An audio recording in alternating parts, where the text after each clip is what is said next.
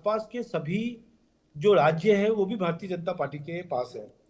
तो राज्य को करना है वो, और जो केंद्र को करना है, उन दोनों पॉइंटों को हम बड़ी सिंसियरिटी के साथ और कुछ 2-3 हफ्तों में और कुछ डिसीजन लेने वाले हैं, जिससे कि आपकी जो ये भ्रामक स्थिति है, जो लोग इसको यूटिलाइज करना चाहते हैं, वो स्थितियां ठीक होंगी। बैठे हैं स्वर्णिम चतुर्वेदी, आपका इशारा जिस तरह पे स्वर्णिम चतुर्वेदी बैठे हैं, ये जो भ्रामक स्थिति है, भ्रम की स्थिति है जिसका उपयोग आप कर रहे हैं ना स्वर्णिम जी, ये आप ही को लेकर संबोधन था। नहीं, उसमें जी, एक मैं और इसका चीज है। जवाब छोटा सा दे देता 55 हूँ, साल छोटा सा जवाब 55 दे देता साल हूँ। तक इन्होंने कांग्रेस के बड़े बड़े नेताओं का नाम गिनाना चाहूंगा तो मेरे को लगता है, और 100 नेताओं का नाम मैं गिना सकता हूं जिन्होंने वहां अवैध कब्जा किया, वहां पे तो तभी कॉलोनी तो उखाड़ डेवलप के करी। फेंक दिया, गिनाइए। इसलिए इन मैं लोगों कह को रहा हूं, उखाड़ के फेंक इसलिए दिया, आपको वापस नहीं लेकर नहीं, हम आए। इसलिए नहीं कह रहे, मैं इसलिए अब नहीं कह 55 साल का आप जिक्र कर रहे हैं, फिर ये आपसे कहेंगे कि 11 साल से आप क्या कर रहे हैं, रहे। वो एक अब भी हम नया, आगे एक निकलते हैं। भी, सुनिए मनोज जी, हाँ। एक भी नया कॉलोनी डेवलप नहीं होने दी है, जबकि यदि चालू हो यहां से सैनिक फार्म से, तो कहां कहां तक बसा दिया इन्होंने। और इनके नेताओं के पास वो जमीनें हैं, सरकारें इनकी रही हैं केंद्र सरकारों में। और जब्त कर लो आप तो मुझे लगता है हम सर्वे कराओ, और ऐसी जितनी भी हैं मैं तो जो बिल्कुल, कि हम तो फॉरेस्ट चाहते में हैं, आ रही हैं, हम सीलिंग तो में आ रही, सब उठा के कब्जा करो। सैनिक फार्म हाउस तो बताते हैं पूरा अवैध बना हुआ, खाली कराइए। क्या है आपकी सरकार दोनों जगह, केंद्र में आपकी सरकार, राज्य में आपकी जगह, चलवा दीजिए बुलडोजर, चले क्या ना भाई तकलीफ है। साहब, मनोज जी, बुलडोजर चले, वहां पे कोई कंस्ट्रक्शन हो नहीं सकता। ये हमारी सरकार में हुआ, वहां तो पहले बिल्डिंग बन गई, मल्टी स्टोरी बिल्डिंग बन गई, स्वर्णिम और चतुर्वेदी, हमने आया तो हमने कहा कोई स्वर्णिम बिल्डिंग मटेरियल चतुर्वेदी जवाब, जाएगा नहीं वहां पे। मैं छोटी एक सी छोटी चीज सी बात बताना लेकर आ चाहता रहे हैं। हूँ। हाँ, देखिए, बिल्कुल यहाँ पे बार बार ये बात कह रहे हैं कि हमने बैन लगा दिया, माइनिंग नहीं होगी, पट्टे दे रखे हैं, उनको भी खारिज कर देंगे। किसके? ये एक समझने वाला विषय है साहब। समझने वाला विषय यह है कि अब जो अरावली की परिभाषा इन्होंने दी है, जो 100 मीटर से ऊपर है वही अरावली है। वो तो एक 9% है केवल।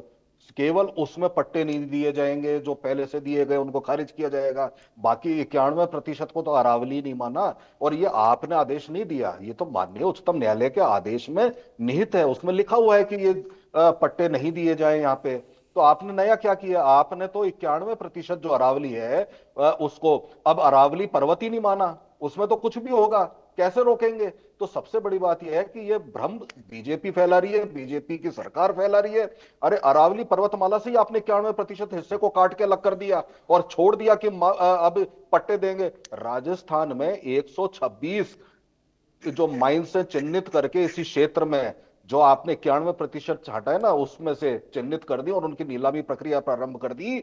50 की नीलामी हो चुकी देखिए है, वो ये माइनिंग हो चुका माफिया को है। कोई नहीं रोक तो सकता। इस देश में कोई भी राज्य माफिया है, नहीं, माफिया वहां नहीं पर माइनिंग सर, माफिया माफिया नहीं। ने जमीन को, पहाड़ को, नदी को छलनी कर दिया है। जितने भी और रूल्स एक हैं छोटी सी चीज, उनका धड़ल्ले से दुरुपयोग हो रहा है।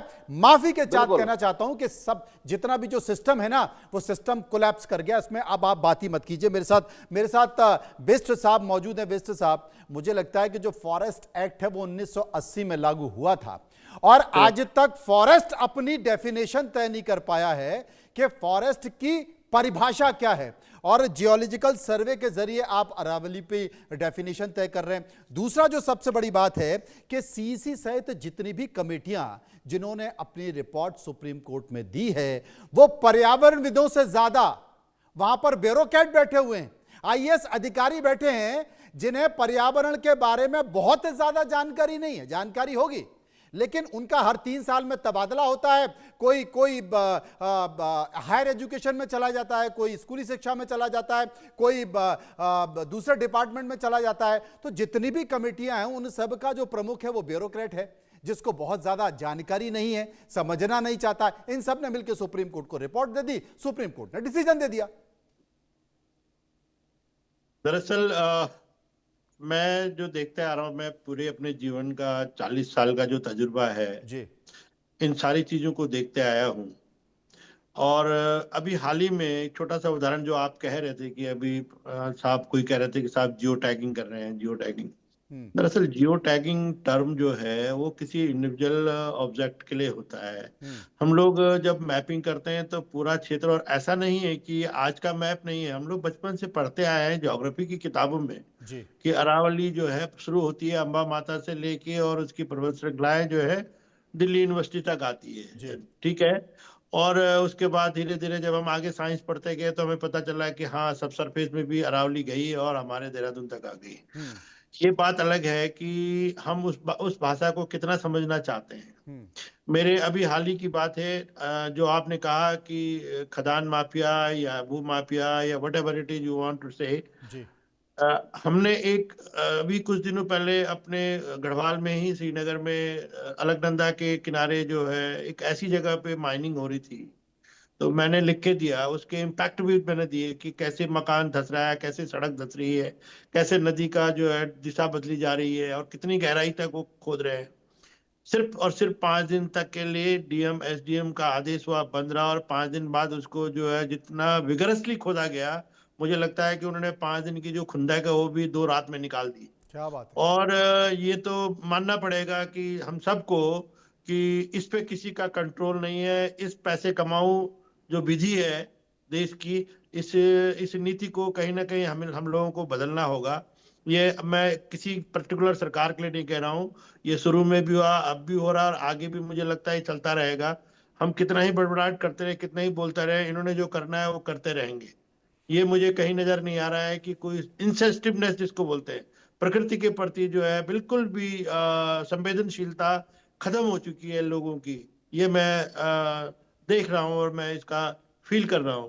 तो आज मैं फिर आपके माध्यम से यही कहूंगा कि अभी भी समय है कि बचो और इस धरती माँ को बचाओ। वृक्षारोपण की बात करते हैं, एक तरफ हम एक पेड़ अपनी माँ के नाम लगा रहे हैं, दूसरी तरफ हमने लाखों वृक्ष का जो है छपान कर दिया है गंगोत्री हाईवे में, चाहे श्रीनगर, ये सॉरी देहरादून ऋषिकेश वाले रूट पे।